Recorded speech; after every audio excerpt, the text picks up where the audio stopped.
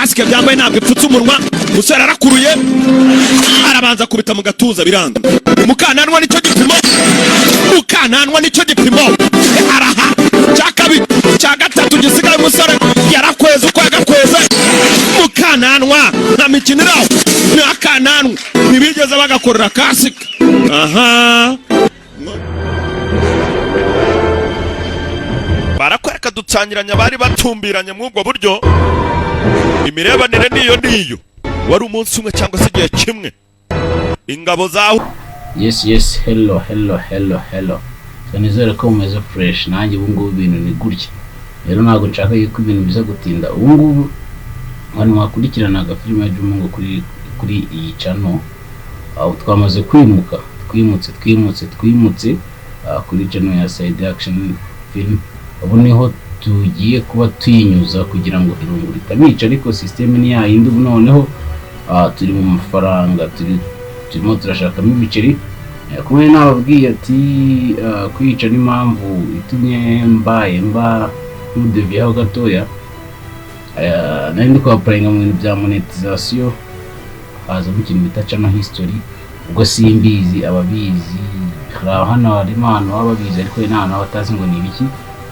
rero navuze ati mbe nimuyeho gatoya mbe njyanye ahandi mbe nishyize ahandi kugira ngo meze ngendane na ritme hano mbona byakomeje kwanga ubwo nzaye risking zabiya free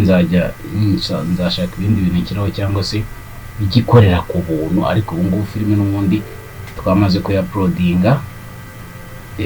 turongera dore kuri 5 bari bugeyo hariho 5 kiretse nimuza kwihutisha mukageza inyuma kuri 6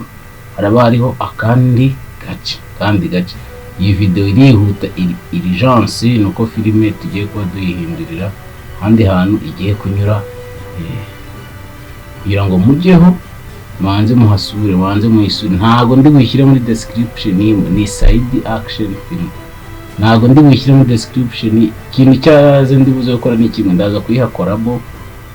ndaza kuyikoraboratinga byonyine nta kindi nakora ni ibyo ngibyo abarigende ubu abakorera imbere bamaze kugerayo bagomba guhita mwirukanka kuko tuhita dukomezaho turebe ibyari byo naho nimugerayo barabaha andi makuru ndababwira uko biza kugenda nimugerayo kasike byambaye ntabwo ipfutse umunwa musore arakuruye arabanza kubita mu gatuza biranga mukananwa nicyo gipimo araha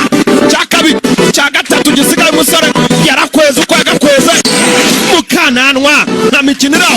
n'akananwa ntibigeze bagakorera kasike aha barakwereka dutsangiranya bari batumbiranye mu ubwo buryo imirebanire niyo wari umunsi umwe cyangwa se igihe kimwe ingabo zaho